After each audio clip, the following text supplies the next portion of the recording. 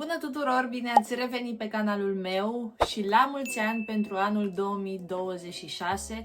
Sper că v-a găsit cu bine, sper că sunteți sănătoși, v-ați pus obiective pe care cu siguranță puteți să le atingeți anul acesta și mă bucur tare mult că sunt aici alături de voi să împărtășim diferite secrete din lumea asta beauty și nu numai. Astăzi vreau să vă arăt cum îmi fac eu părul ondulat cu doar câteva produse, nu aveți nevoie de foarte multe decât de un aparat de genul și un spray pentru protejarea părului împotriva căldurii. Durează doar câteva minute, depinde cât de mult păr aveți în cap, depinde cât de des este. Eu de obicei îmi fac părul așa când mă plictisesc foarte tare de părul meu drept. Așa arată el după ce l-am spălat. Într-adevăr l-am făcut foarte puțin la vârfuri pentru că am filmat altceva înainte.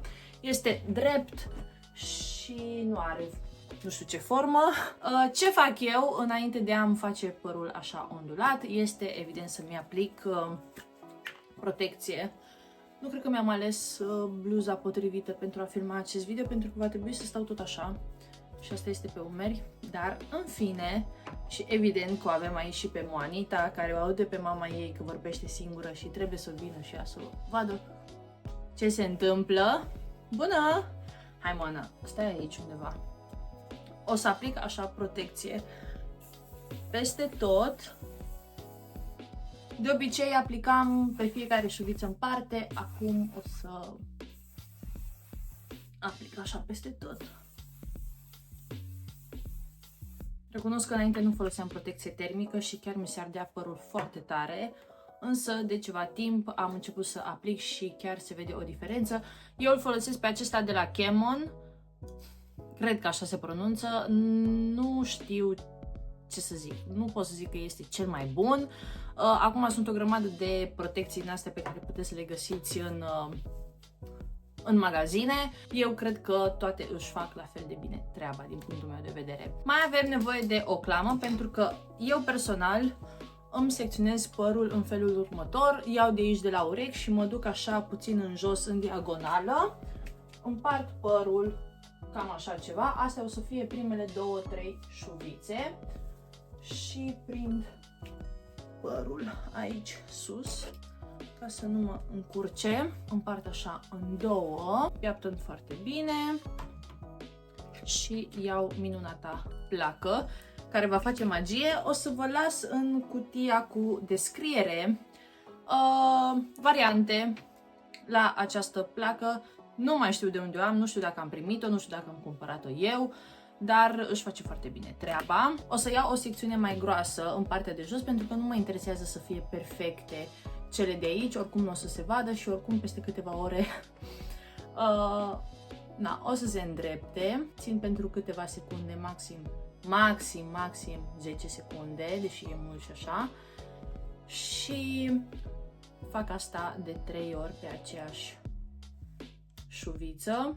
Depinde cât este de lung părul vostru, de atâtea ori va fi nevoie să faceți. Și cam acesta este rezultatul. O să dau aici în spate și o să revin la partea asta la alta. Aveți grijă să nu vă prindeți urechile.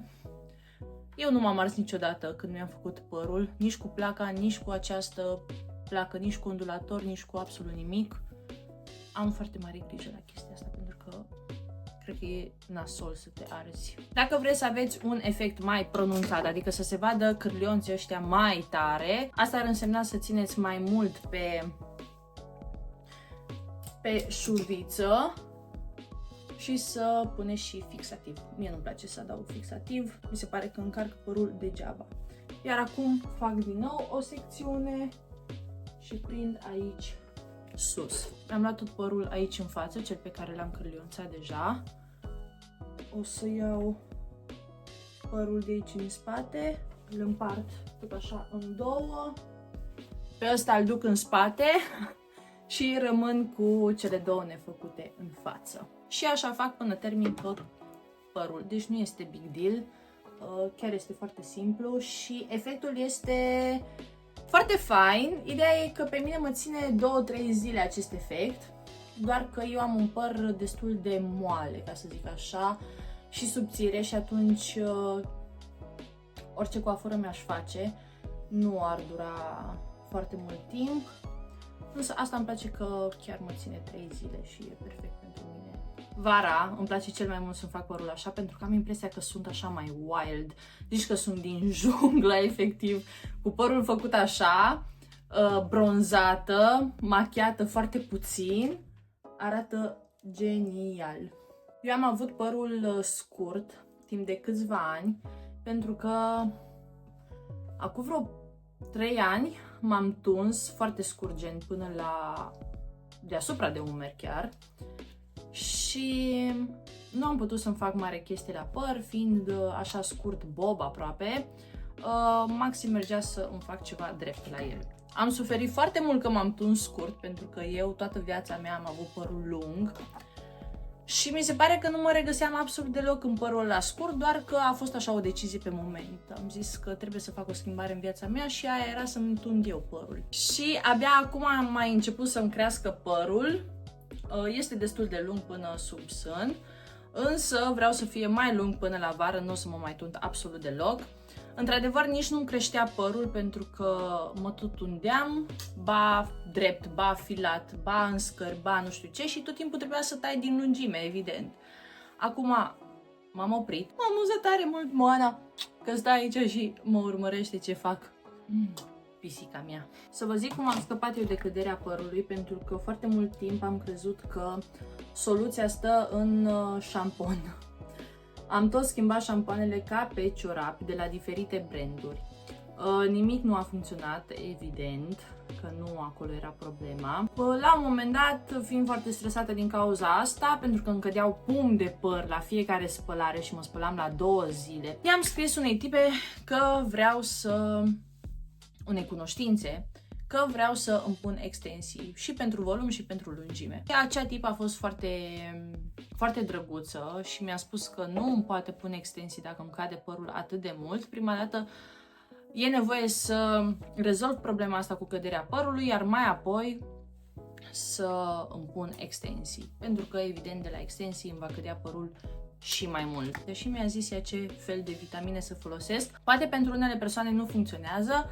Dacă sunteți curioase, vă pot spune, nu știu, în privat pe Instagram ce vitamine am folosit. Vă spun că după o lună de luat acele vitamine în care nu aveam deloc încredere, la un moment dat, când m-am spălat pe păr, mi-am dat seama că nu mai încade părul. Aveam câteva fire căzute din păr, efectiv trăgeam de el așa, să cadă și nu cădea nici cum. Și atunci mi-am dat seama că vitaminele alea își fac cu adevărat treaba și de atunci sunt disperată să le consum. De la pumn de păr căzuți la fiecare spălare pe cap și până la a-ți cădea, nu știu, câteva fire, este foarte mult și acum simt o diferență foarte mare și vizual, pentru că nu mai îmi cade atât de mult păr și atunci am mai mult păr în cap. Am împărțit partea de sus în 2 secțiuni. Pisica mea a nebunit de tot. Dacă vreți pe viitor să facem un Q&A, vă aștept pe pagina mea de Instagram. Sunt destul de multă distanță de la rădăcină, nu vreau totuși să mă frig.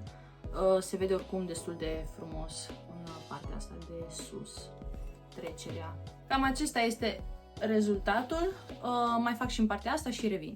Cam asta a fost. O să fac așa ca să le despart. Nu o să dau cu piaptănul pentru că mi se pare că le stric. Acesta este rezultatul final. Spuneți-mi voi că zici că nu sunt dintr-o junglă, sunt așa wild. Dacă vreți să aveți mai mult volum, evident, dați așa capul în jos și puneți fixativ. Pentru mine este perfect atât. Hai să vă arăt și de la spate. Așa arată la spate. Este foarte simplu de realizat, este foarte natural din punctul meu de vedere. Îmi place că având genul ăsta de coafură, ca să zic așa, poți să-ți faci și messy bun sau altfel de freze mai messy, cum ar fi asta.